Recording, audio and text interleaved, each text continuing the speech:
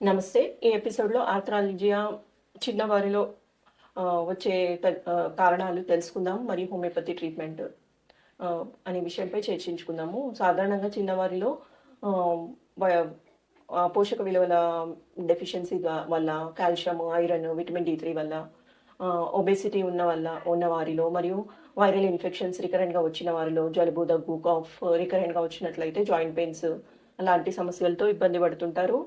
దాంతోపాటు చికెన్‌గున్యా, డెంగ్యూలో కూడా ఆర్థ్రాలజియా అది ఎక్కువగా చూస్తున్నాము. మరియు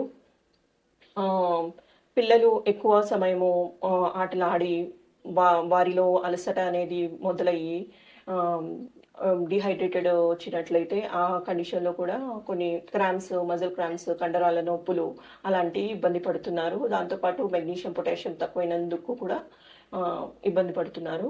వారిలో రస్టాక్స్, యుపిటోరియం, బ్రయోనియా మెడిసిన్స్ చాలా బాగా పనిచేస్తాయి. దాంతోపాటు కాన్స్టిట్యూషనల్ మెడిసిన్ ఇవ్వడం వల్ల ఆర్థ్రాలజియా నుంచి పూర్తిగా ఉపశమనం పొందొచ్చు. ధన్యవాదాలు.